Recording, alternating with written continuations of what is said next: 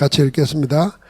그때에 스데반의 일로 일어난 환란으로 말미암아 흩어진 자들이 베니게와 구브로와 안디옥까지 이르러 유대인에게만 말씀을 전하는데, 그 다음 말씀에 보면은 이 흩어진 자들이 안디옥까지 이르러서 헬라인에게도 말씀을 전하기 시작했습니다. 참 생각해 보면요, 스데반의 환란이 뭡니까? 복음 전하다가 돌에 맞아 죽는 현장에 본 겁니다. 얼마나 무서웠겠습니까, 사실은. 예를 들면 뭐 우리 요 앉아 있는데 누가 들어와 가지고 막 테러를 행했다 생각해 보십시오. 그래서 죽었어요. 얼마나 끔찍했겠습니까? 예수 믿는다는 이유로, 복음 전한다는 이유로. 근데 애들이 흩어졌습니다. 저는 날 그 말이 감사한 거예요. 흩어졌다는 말.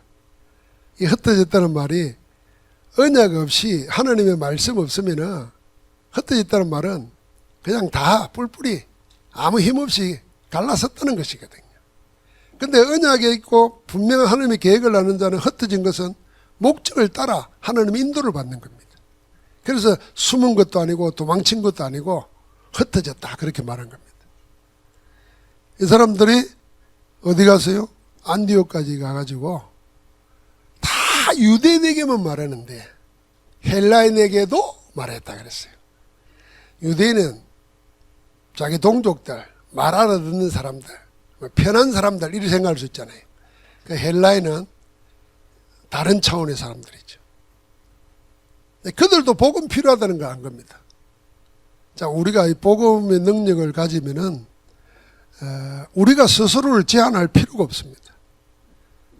모든 사람, 성공한 사람이든 가진 사람이든 엘리트든 똑같이 필요한 것은 복음밖에 없습니다. 그런데 우리 하나님은 우리에게 먼저 그 복음을 알게 하셨고 가지게 하셨거든요. 그러니까 그 복음을 말하는 겁니다. 그렇게 시작된 것이 안디옥 교회의 시작이고, 이 안디옥 교회가 세계 선교를 시작했고, 세계 선교한 바울 팀이 이 안디옥 교회를 발판으로 시작한 겁니다. 우리 교회가 우리들이 스스로 그 응답을 받아 누려야 될 줄 믿습니다. 그래서 오늘 흩어진 자들의 정체성입니다.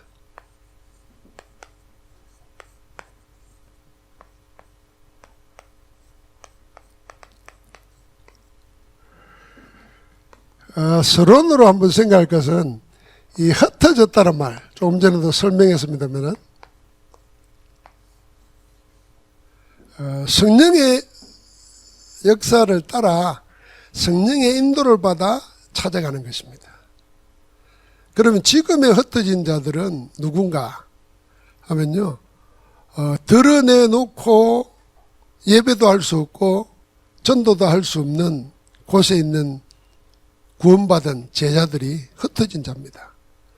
중국이라든지 모슬렘권에, 모슬렘이 멀리 있는 것 같지만은 우리 가까이 와 있습니다. 모슬렘이. 호주에 가도 보니까 모슬렘 모스크가 많더라고요. 그러니까 전 세계에 모슬렘이 있는 곳에는 반드시 정식기도 5번 하잖아요. 그러니까 유럽 사람들이나 서구 사회가 모슬렘을 이상하게 우습게 생각하는지 몰라도 내용적으로 보면은 서구 사람들은 신앙이 없어집니다. 그리고 생각이나 사상이 전부 다 인본주의 극치를 달립니다. 인본주의 극치 가는 게 뭐냐면은 다원주의고, 다원주의가 되어지면은 결국 뭐냐면은 모든 게 똑같아요. 모든 게 신이 될 수 있고 모든 게 똑같은 겁니다. 그러니까 결국은 믿을 게 없는 겁니다. 내가 그런 자인데요. 그런데 모슬렘은 알라만 위대해요. 그 하나의 생명 건 사람들하고 모든 것 두루뭉실한 사람들하고 영적으로 싸움이 안 되는 겁니다. 자기도 모르는 사이에 점점 지배당하게 됩니다. 자, 그런데 그 모슬렘 속에 복음 가진 자들이 있다 생각해 보세요. 심지어는 모슬렘에서, 심지어는 저 몰몬교에서도 돌아와가지고 복음 가지고 그들을 상대로 전도하는 사람들도 있더라고요. 지난번에 그런 분을 만났어요. 그러니까 그들은 흩어져 있는 자들입니다.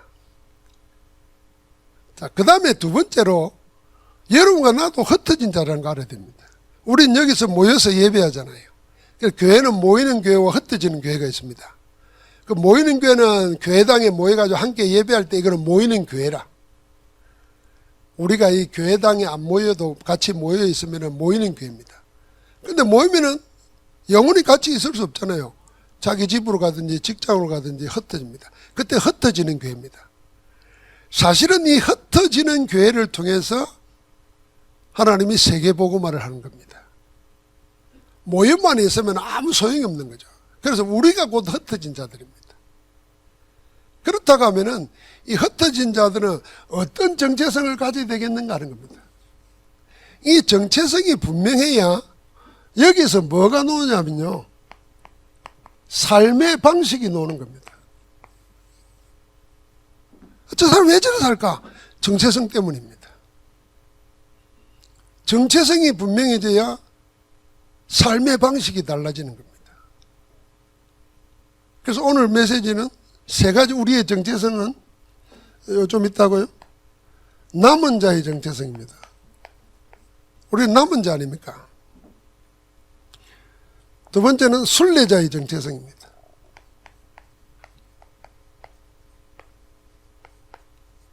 세 번째는 정복자의 정체성입니다.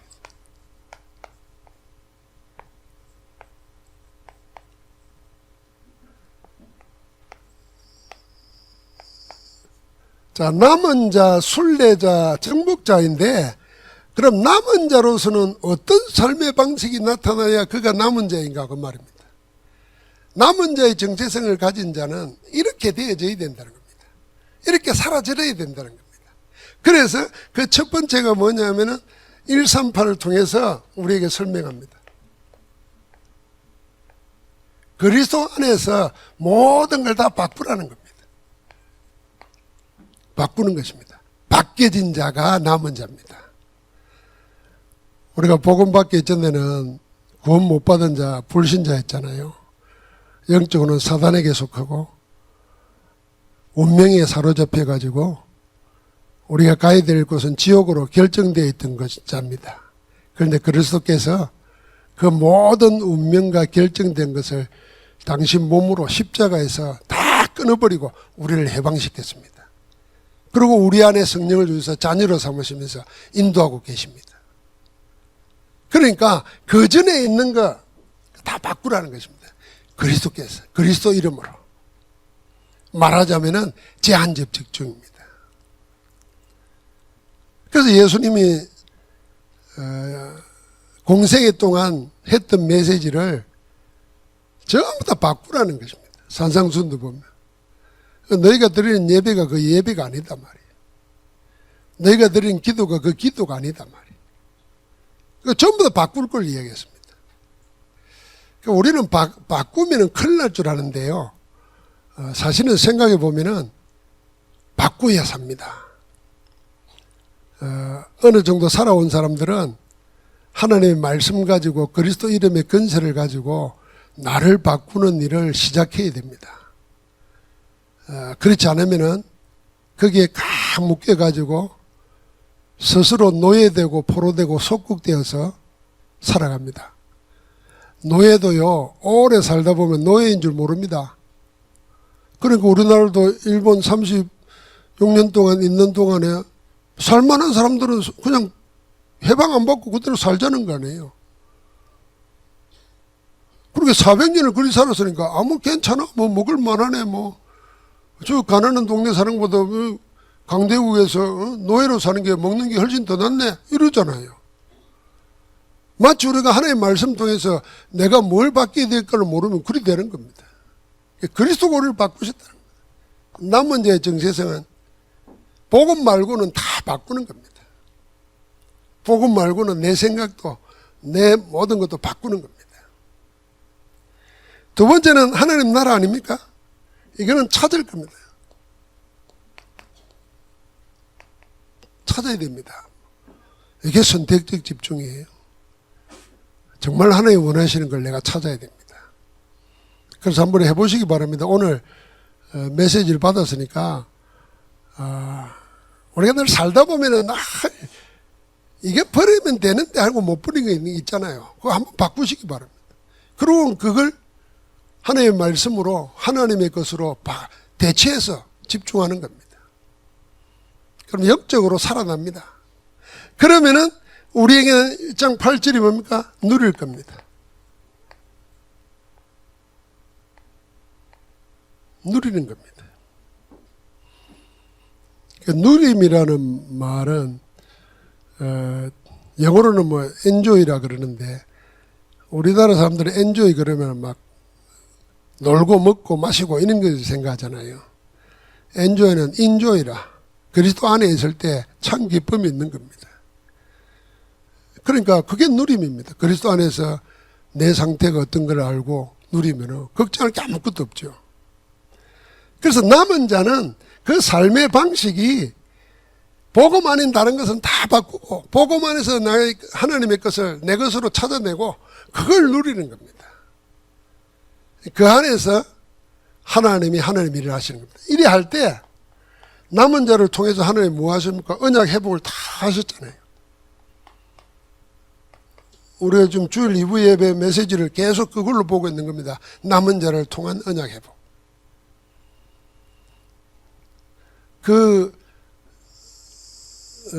에스더서 읽을 때 성경 이야기할 때 그 이야기 했죠. 에스더서에는 하나님이라는 말이 한마디도 없습니다. 기도라는 말도 없고 어떻게 이런 것이 성경이 됐을까 생각할 수 있잖아요. 그걸 하나님이 다른 입장에서 생각해 보십시오. 하나님의 이름도 부를 수도 없고 자기를 드러낼 수도 없는데 하나님의 사람들은 어떻게 살았을까? 그걸 말하는 겁니다.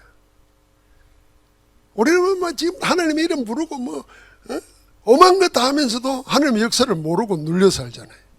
그런데 꽉 사로잡혀 있는 그 속에서 하나님의 이름도 말 못하는 그 속에서도 하나님의 역사를 누리면서 세상을 바꾸잖아요. 그거 보여주려고 에스더서에서 그렇게 말하는 겁니다.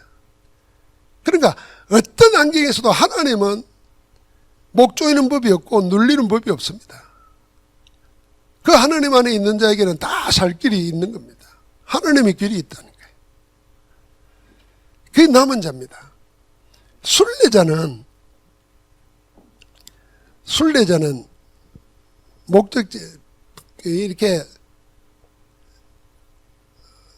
사람들은 이제 휴가할 때 이렇게 말합니다. 선진국의 휴가는 후진국의 휴가를 하고 하면 여행 가면은 주로 관광이잖아요. 막 쳐다보고 막 하는 거지만 선진국 사람들 휴가 가면 그냥 쉬는 겁니다. 더 수준 높은 여행자들은 목적지가 없습니다. 그걸 최후로 삼잖아요. 그냥 오늘 여기 머물렀다가 또 되면 저기 갔다가. 근데 그건 순례자가 아닙니다. 순례자는 분명한 목적지가 있습니다. 그러니까 우리를 말하면 영적으로 말하면 우리는 천성을 향하여 가는 순례자잖아요. 그럼 순례자는 제일 중요한 게 뭐냐면은 지금 누구와 동행하느냐가 중요한 겁니다. 혼자 있으면서도 누구와 있느냐 이게 제일 중요한 거죠. 그래서 순례자에게는 목적지를 향해 가면서 누구와 함께 있느냐를 알고 누리는 것이 정체성의 키가 되어야 됩니다. 그래서 그 하나님과 함께 목적지를 향해 가면서 일어나는 모든 것들, 나와 다른 것들 다 이해하고 수용하는 겁니다. 지금 그것과 시시비비를 가리면서 싸우고 뭐 할 시간이 없는 거예요. 하나님이 나와 동행하면서 하나님이 원하시는 곳을 가는데 그거 다 그냥 받아들이는 겁니다. 넘어서는 겁니다. 수용만 하면 안 되니까 뭐합니까? 그걸 넘어서야 되는 겁니다. 초월하는 겁니다. 그리고는 그 길 자체가 답을 보여주는 거야 됩니다. 이게 참 어려워요. 우리가 순례자라 그랬으면 우리가 신앙생활 하면서도 제일 안 되는 게 뭡니까? 내하고 다르면은 틀렸다고 생각하고 안 맞다고 생각하는 거잖아요. 그래서 갈등하고 싸웁니다. 신앙생활은 이렇게 하면은 우리는 정말 멋없는 사람입니다. 매력도 없어요. 그래 되면 이제 뭐냐면 그런 사람들은 예수 믿는 신앙생활이 돼가지고 고집스럽고 독선스럽고 이런 겁니다. 그래서 복음 안에서는 내하고 달라도 그래 그럴 수 있다. 아 그래 네 입장은 그렇겠네. 근데 꼭 그렇게만 생각할 거 아니잖아. 이런 것도 있을 수 있어. 이런 여유가 있어야 되는데 이게 다르다는 것 때문에 그냥 갈등해가지고 싸우고 원수 맺고 그 같은 교회 안에 있으면서도 말 한마디도 안 하고 그런 사람이 있잖아요. 그거는 순례자로서 삶의 방식이 이게 안 되는 거예요. 수용하고. 우리는 우리가 종종 뭐 다른 종교 이야기도 하고 무속 뭐 귀신 들린 자들 이야기도 하고 하지만은 그들을 우리가 상대 안 하려고 하는 게 아닙니다. 상대 안 하려고 하면 말 안 하면 돼요. 근데 그들도 구원받아야 되기 때문에 우리가 그들이 틀린 신앙을 가지고 있고 잘못된 것을 믿고 있더라도 이해를 해야 됩니다. 일단 받아줘야 돼요. 그래서 여러분 생각해 보세요. 그 인간의 사고로 만들어낸 거는 가치는 있습니다. 그러나 결정적으로 구원은 못하는 겁니다. 그렇다고 하면은 그들이 가지고 있는 것을 갖다가 정지하고 판단하고 갈라놓는 게 아니라 인정해 주면서 그에게 진짜 필요한 게 뭐냐 말이에요. 그 영적 문제를 해결하는 그리스도의 비밀, 구원을 이야기해야 되는 겁니다. 그래서 그게 우리가 초월하는 거예요. 복음 아니면 초월할 수가 없어요. 유일한 모든 서로 나눠지고 갈라진 거 세상에서는요 한 사람이 만들어낸 거는요 모든 사람이 다 맞다 이렇게 하는 거 없습니다. 다 위대하고 훌륭한 것이라도 반대 의견이 있습니다. 그렇잖아요. 근데 그 모든 사람에게 다 통하는 게 하나밖에 없는데 그게 그리스도 복음입니다. 하나님 만나야 되니까. 지금 있는 저주, 재앙, 운명에서 빠져나와야 되니까. 그 길이 뭐냐는 겁니다. 결국 종교는 그거 찾는 거고 철학도 그거 이야기하는 건데 하나님은 그 답으로 그리스도를 주셨어요. 언약을 주셨어요. 그러니까 우리는 그걸 가진 자고 그걸 전달하는 자입니다. 수용하고 초월할 때 그 답이 보여지고 들려지는 겁니다. 그러면은 멋있는 사람 됩니다. 유 목사님 종종 구원 빼놓고 말한다면은 불교처럼 위대한 종교가 없다는 거예요. 그러니까 누가 이제 그 비난하면 저 목사가 불교가 최고 낫다고 했다 이래 그거 아니에요? 그런 말 하는 거 아닌데. 우리는 종교 비난하는 적이 없어요. 종교는 좋은 거지만은 영적 문제를 해결 못 한다는 거예요. 구원은 못 주는 거니까. 그러니까 가치는 있지만은 구원은 못 주면은 구원받도록 해줘야 되는 거잖아요. 자, 이 순례자의 길을 가면서 항상 생각이 될 것은 길을 가면서 늘 이걸 믿어야 됩니다. 이걸. 나 혼자 가지만 혼자의 길이 아닙니다. 나와 함께하고 우리와 함께하고 우리의 걸음 모든 것과 함께 하시는 성삼위 하나님, 하나님과 동행하는 겁니다. 동행. 그래서 우리는 외롭지 않아야 됩니다. 그래서 우리는 우울에 빠질 필요가 없습니다. 우울할 수 있어요. 또 우울해지고 싶을 때도 있을 거예요. 그러나 그럴 필요 없습니다. 왜냐? 하나님은 우리를 세상 끝날까지 항상 함께 하시겠다 약속했습니다. 아예 함께 하시려고 성령으로 우리 안에 집을 짓고 사십니다. 그래서 말씀 들으면서 예배하면서 기도하면서 하나님이 내 안에서 나를 기뻐하고 절구하는 음성을 우리가 들어야 됩니다. 그게 영적 예배잖아요. 그러니까 예배의 축복은 어마어마한 거예요. 그냥 정복자는 불신 세상은 다 정복하기 위해서 사는 겁니다. 그걸 좀 순화시켜서 경쟁이라 그러고 뭐 이긴다 그러는데 사실은 지배하느냐 지배당하느냐 이 싸움이 세상 싸움입니다. 근데 우리가 말하는 정복은 죽느냐 살리랍니다. 지배하느냐 지배당하느냐 아니고 죽은 자로 사느냐 산 자로 사느냐입니다. 그래서 우리는 정복자는 살리는 정복자입니다. 살리는 정복자. 예를 들면 고레스 왕이 페르시아 제국을 세웠잖아요. 우리가 지금 뭐 말로 이러니까 그렇지만 역사 아는 사람들은요, 페르시아 제국 이러면요, 그 시대에 엄청납니다. 주전 7세기, 8세기 이럴 때만. 그 아프리카부터 중동 지방 전체와 저 마게도냐 그리스까지 다 페르시아가 장악했다니까요. 그걸 세운 왕이 고레스예요. 아이 고레스 왕이 하나님의 감동을 받아가지고 남은 자들을 돌아가라는 거예요. 세상에 이런 법이 없어요. 돌아가라면서 가서 돌려보내는 이유도 정합니다. 너희 성전 건축해라. 아이고 참네. 믿어져야 됩니다. 이거 놀라운 일이에요. 세상 사람들을 하나님이 감동시켜가지고 남은 자를 돌려보내서 성전을 건축하라고 그러고 성전 자기 지배했던 바벨론 제국을 빼앗아 왔던 성전 기구를 돌려주면서 성전을 건축하도록 물건까지 다 대주면서 하라고 합니다. 그걸 말로 한 게 아니라 조서를 찍어가지고 아예 역사 기록에 남깁니다. 이런 일이 어디 있겠어요. 그렇게 볼 때 고레스는 이방왕이지만은 살리는 정복자였어요. 살리는 정복자. 하물며 우리는 복음 가진 우리는 남을 지배하기 위해서 복음 전하는 게 아니고 그 사람을 하나님 안에서 자유하며 살 수 있도록 생명으로 살 수 있도록 돕는 겁니다. 그래서 전도자는 사람을 종 만들면 안 됩니다. 그리스도의 제자 되게 해야지 내가 아니면 안 되도록 나만 내 제자만 이러면 안 됩니다. 그리스도의 제자가 되게 해야지.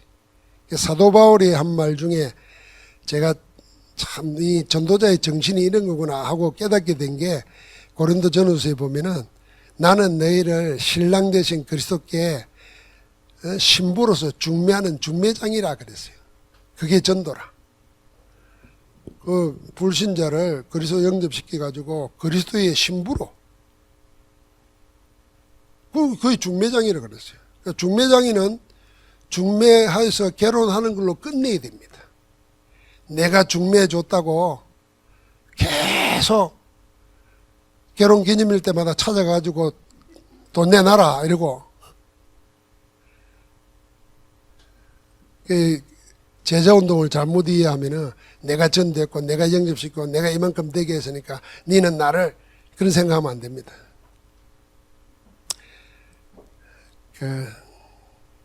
여러분은 신자잖아요. 나는 목사잖아요. 목사가 참 스스로 야 이게 뭐냐 이 상처받은 일이 많이 있습니다. 그 중에 하나가 뭐냐면 내가 복음 전해서 영접하고 응? 세례 줘서 중직자 되고 한 사람도 사정없이 떠나는 사람 있잖아요. 그럴 때마다 이 생각합니다. 처음에는 기분 나쁘지. 내가 뭐 잘못했는가 봐.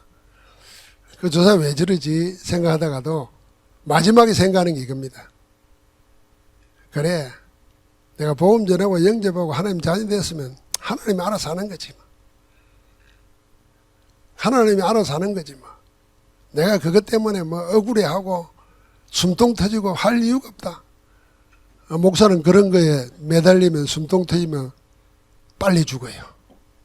하나님께 맡겨야 돼요. 그래서 남아있는 사람들 보면은 정말 감사한 거예요. 저런 사람은 저리 하고 떠나는데 남아있는 이분들은 누구냐 생각하면 내가 다르게 보이는 거예요. 그리 생각 안 됩니까? 그럴 때 목사가, 우리가 제자운동에도 마찬가지입니다. 우리 결국은 다락방은 제자운동이잖아요. 복음전에서 영접시키고 다 도와주고 뭐 다 했는데 매몰차게 떠나면서 욕하고 떠나는 사람도 있을 수 있어요. 그때 하나님이 한 단계 나를 영적으로 더 업그레이드 시킨다, 성숙시킨다 이렇게 생각하세요. 하나님은 하나님 마음을 알게 하시는 거예요. 하나님은 하나님 자녀라고 해놨더니 실컷 언약을 기억해서 지켜가지고 가나안 땅 정복에 해놨더니 와서 하는 짓 보세요. 와서 하는 짓, 바알신을 섬기고 하나님의 신을 못 버리니까 성전에다가 바알신 갖다 놓고 같이 섬기고, 그거 하지 말라고 계속 예언자를 보냈는데도 끝까지 그러다가 그래서 망해가지고 포로로 간 거예요. 하나님이 그렇게 하면서라도 거기에 남은 자를 통해서 다시 돌아오겠다는 겁니다. 그때 끌려갔지만은 다시 돌아오게 한 남은 자와 남아있는 남은 자들이 있었습니다. 그들의 기록이 지금 우리가 주일날 계속 보고 있는 거예요. 하나님이 일을 하십니다. 절대로 흔들릴 필요가 없어요. 그래서 어디에요? 사도행전 8장 4절부터 8절. 그걸 알고 빌립 집사가 이 사마리아를 찾아간 겁니다. 그건 수백 년 동안 원수지간으로 살던 곳, 사람 상대도 안 해주던 곳, 아예 근처에 가지도 않았던 이 버려진 곳, 이 소외된 곳, 그 사람들을 찾아가는 겁니다. 그게 정복자입니다.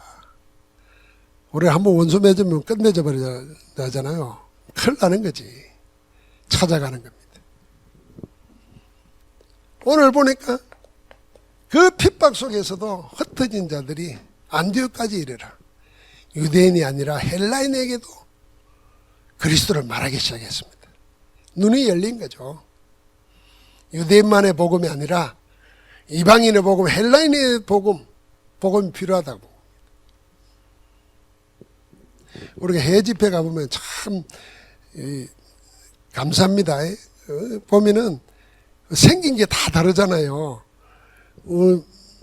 그 호주 가면은 남태평양에 있는 사람들은 덩치가 좀 우리하고 예모부터가 다르잖아요.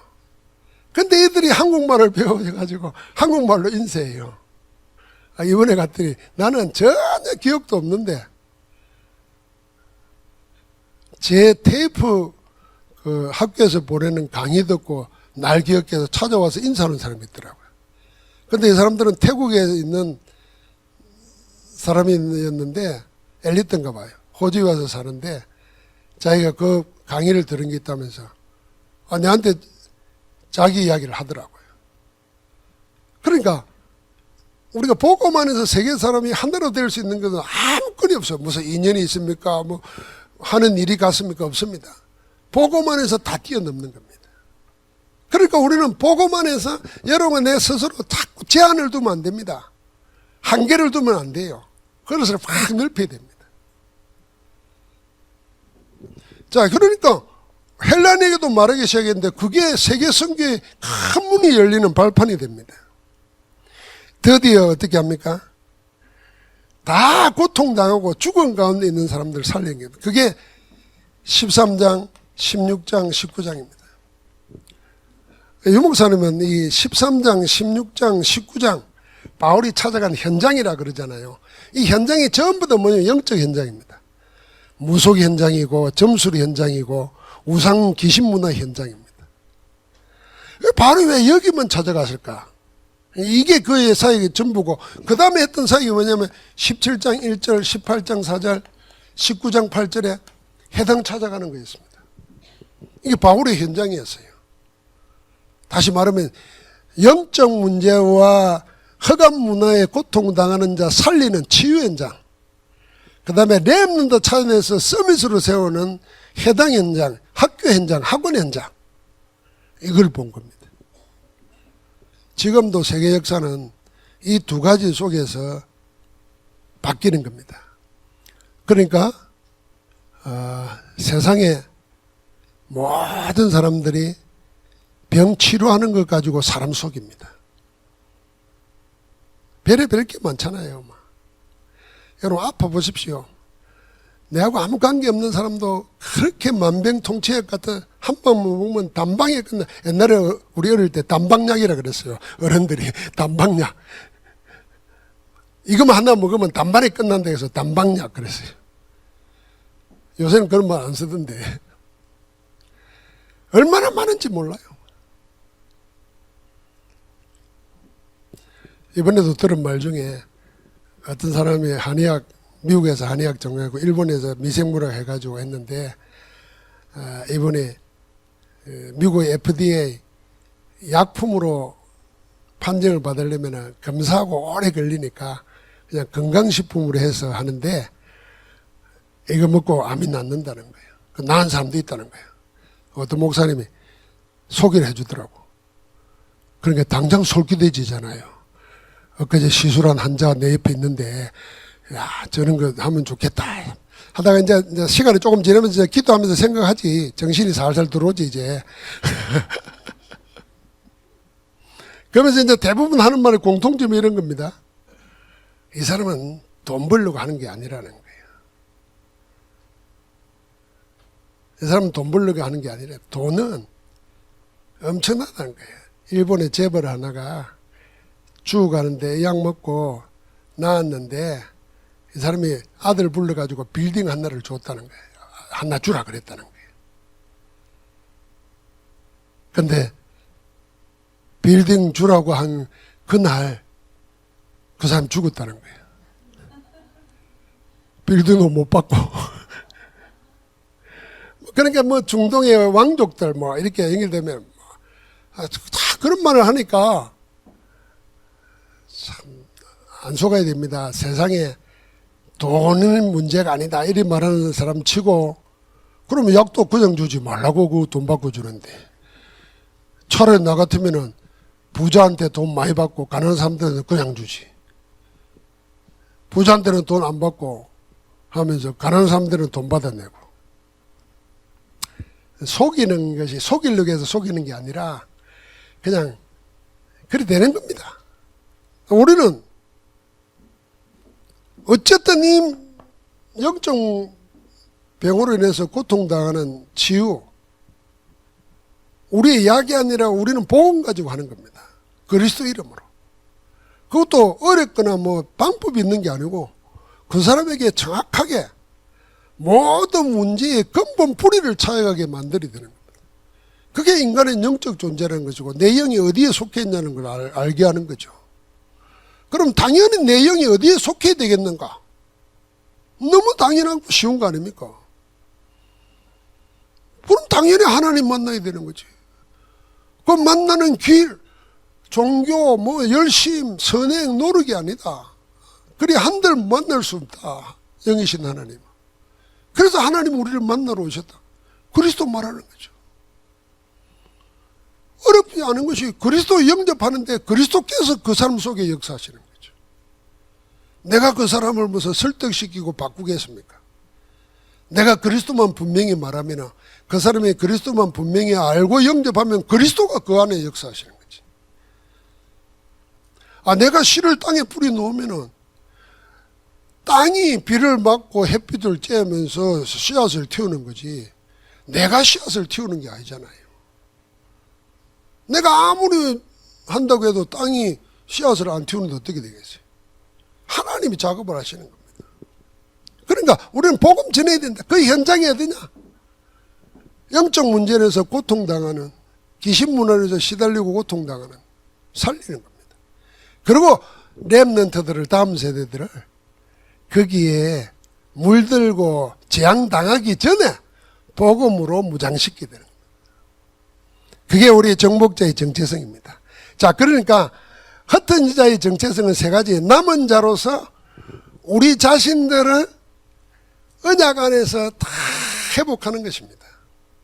그리고 순례자로서는 우리의 방향이 정해졌으니까 살아가면서 가는 도정에, 걸어가는 여정 속에 있는 것에서 매이지 않아야 된다는 겁니다. 그리고 답 주는 거죠. 정복자는 뭡니까? 우리의 목적은 살리는 겁니다. 어디를 살리느냐 하는 겁니다. 여러분, 내가 의사도 아니고 뭐 능력 있는 뭐 권력자도 아니고 돈 많은 재벌도 아닌데 누굴 어떻게 살립니까? 우리만 할 수 있는 곳이 있습니다. 너무 많다는 겁니다. 그래서 우리가 가야 되는 겁니다. 오늘 우리 흩어진 자로서 흩어진 자를 연결시키는 콜롬비아 선교회를 발족하는 겁니다. 하나님의 은혜 속에 한죽식 선교사님이 오셔가지고 콜롬비아 선교사에 가는 것을 이야기를 하셨고, 이야기한 과정 속에 현지인 사역자를 키우고 그런 교회를 100군데 하는 것이 자기 남은 생애 선교 방향으로 정하고 이야기를 하는 가운데 우리가 연결된 거 아닙니까? 계획한 게 아무것도 없습니다. 그런데 우리 마음에 하나님 우연이 아니고 하나님의 계획이 있는 것 같다. 그리고 237 나라를 위해서 우리가 기도하는데 우리 교회도 237을 놓고 기도해야 되고 우리 한 사람 한 사람이 한 나라를 놓고 기도해야 됩니다. 헌금한단 말이 아니고 기도를 해야 돼요. 마음에 품고 기도하기 시작하면은 다른 생각이 옵니다. 하나님이 주시는 생각이 옵니다. 그러면 하나님이 작업하는 겁니다. 근데 콜롬비아에 왔어요. 그래서 제 마음에 이거는 장로회에서 하면 좋겠다 하는 마음이 들었어요. 왜냐하면 그렇게 시작해서 1 남전도회, 1, 2, 3 여전도회, 나중에는 대학부, 청년부 다 한 나라씩 맞자, 한 팀, 기관에서. 그리고 여기 좀 더 확산되면 구역별로 아니면 한 사람이 한 나라씩 맡아가지고 기도를 시작하는 겁니다. 우리가 하나님 앞에 갔을 때 네 뭐 기도하고 왔느냐 하고 물었을 때 한 나라도 없어. 모든 족속 땅끝까지 가라 그랬는데 내한테는 하나님이 이야기하는 나라가 없어. 그럼 좀 부끄럽지 않겠습니까? 그래서 이 콜롬비아 선교회를 우리 장로회 주관으로 하면서 이미 40만 원씩 이제 이번 달에 우리가 후원을 했습니다. 장로님 몇 분이 시작했다는데 제 생각에는 장로님들이 그런 팀을 뭐 여러 나라를 맡아 하는 팀들을 따로따로 세워도 되지만은 운영을 위해서는요, 이게 해보니까 회장, 총무, 서기 정도는 있어야 돼요. 기록해 놔야 돼요. 그리고 총무는 회원들이 사람이 내가 해야 되겠다 마음 먹고 있다가도 금방 자기도 모르게 날짜 지나가 버립니다. 미리 연락해서 챙겨야 돼요. 매주 언제 협의 입금시키 가지고 보내는 거 누구 한 사람이 수고를 해야 됩니다. 그래놓고 그렇게만 하는 게 아니라 기도하는 겁니다. 그러면 지금 한주식 선교사라는 얘기는 이번도 미국에서 바르게 살아가지고 우리가 보내준 돈을 가지고 현지에 보내줬고 그분이 감사하다고 편지 쓰는 거 저희한테 보냈더라고요. 그럼 앞으로 이제 계획은 된 거 아닙니까? 그분을 다음번 내년에 선교대 할 때는 초청해서 본부 훈련을 받게 되고 본부 훈련 받게 하면서 계속 이제 연결을 시키는 거죠. 그 시작하는 겁니다. 그래서 앞으로 각 기관에서 그런 기도를 시작하시기 바랍니다. 한 나라. 그러면 기도 가운데 하나님이 연결시켜 준 거 올 겁니다. 우리가 그리 생각하고 기도하고 있으니까 한주희 선교사님이 저한테 전화 온 거예요. 내가 교회 목회를 그만두고 선교만 하고 있는데 그러다 보니까 날 잘 모르고 선교대에 참석하고 싶은데 초청해 주는 사람이 없다는 거라. 그래서 나보고 초청 좀 놔달래. 자기는 비행기 표 자기가 끊어오겠다고. 근데 가만히 그 전화 받고 나니까 생각이 마게도나 사람 하나가 와서 우리를 도우라 하는 음성처럼 들리더라고요. 그래서 교회에서 다 해주고 오게 했는데 이번에 우리 계획도 못했는데 중남미 선교 40일 집중을 대구에서 계속 하는데 거기도 다 참석했어요. 그러니까 하나님 계획 속에서 인도받게 다 된 거죠. 오늘 그런 기도 제목을 잘 가지시기 바랍니다. 그래서 결론적으로 오늘 2부 예배 메시지 3가지 집중. 이 3가지 집중을 통해서 우리 자신들이 전부 다 어떤 생각을 해야 되냐. 전도 제자 서밋이다. 서밋은 최고의 상태라 그 말 아닙니까? 영적으로 말하면 최고의 상태, 익숙한 말로 말하면 성령 충만한 상태거든요. 우리가 대통령 될 수 없고 재벌 될 수는 없지만은 영적 서밋은 최고 되잖아요. 그러니까 전도 제자로서 최고의 상태에 있어야 되는 거예요. 그러려면 뭐 해야 됩니까? 3가지 집중을 잘 생각해야 됩니다. 그래서 그리스도 밖에서 이루어진 거 다 내버리는 겁니다. 제한 집중. 오늘 꼭 해보시기 바랍니다. 아, 내가 그 시작은 그렇게 하는 겁니다. 그러면 영적 상태가 삶의 방식이 금방 달라집니다. 어느 날 보니까 나도 보니까 휴대폰을 자꾸 보더라고. 유튜브를 자꾸 보고. 그러니까 자기 전에도 이거 보다가 자고. 야, 이게 어느새 나를 사로잡고 있구나. 내가 휴대폰 보는 게 아니고 휴대폰이 날 사로잡고 있는 거예요. 그래서 내가 네 종이 될 수 있겠냐? 이 더러운 놈아. 그리고 저 자리에 눕혀지면은 다시 가져오지 못할 때다가 딱 처박아 놓고 무음 진동으로 해놓고 안 들리도록 전화와도 안 받도록 한 번씩 그래 합니다. 그러면서 내가 너를 다스리지 네가 나를 조정하면 안 돼. 이렇게 대화를 하는 거죠. 그게 제한적 집중하는 거예요. 그럼 그 시간을 뭐하냐? 상구상 기도하는 거죠. 그럼 우리는 뭘 붙잡습니까? 우리는 보고만에 있으니까 하나님의 말씀과 기도, 이걸 선택적 집중으로 잡는 겁니다. 여러분, 오늘 집에 가셔서 그 에스라서 보면서 우리 읽던 8장도 있지만은 9장을 보면은 쭉 언약으로 이스라엘 역사를 정리해 놓은 게 나옵니다. 성경에 그런 것이 많이 나와요. 시편에도 나오고 신명기에도 나왔고 많이 나옵니다. 결국은 전하는 게 뭐냐 하면 이스라엘 역사를 공부하는 게 아니고 역사 속에서 언약의 흐름을 그게 메시지가 돼가지고 전달하는 겁니다. 여호수아는 그걸 노래로 지어가지고 전달하라 그런 겁니다. 우리에게 그게 있어야 됩니다. 신앙의 큰 중추 뼈가 언약 중심으로 꼭 형성돼야 안 무너집니다. 말씀과 기도에 집중하는 겁니다. 그러면서 우리는 늘 원내스라는 거예요.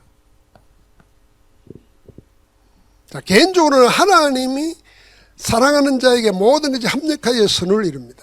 그래서 결국은 복음 안에 있는 자, 언약 안에 있는 자는 망하는 법이 없습니다. 되게 되어 있습니다. 그게 로마서 8장 28절이에요. 그뿐만 아니라 나는 교회를 원내서 하는데 복음으로. 세상에서도 복음으로 원내서 되게 만드는데 거기에 내 사명이 있다. 내가 쓰임받는다. 이 생각이 됩니다. 그래서 하나님이 가장 기뻐하는 사람은요. 어디 가서 평가르고 나누는 게 아니고 복음 안에서 하나 되게 하는 사람입니다. 그 사람을 하나님이 가장 기뻐하시는 겁니다.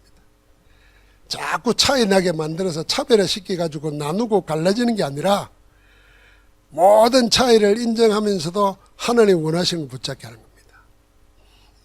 이번에 호주 갔던 우리 신학교 졸업한 제자가 침례교 100년이 넘는 건물이에요. 자그맣더라고요. 100년이 됐으니까. 그런데 그 교회 목사님이 은퇴하면서 이 젊은 목사에게 교회당을 다 넘겨줬어요. 교회가 회의를 해가지고.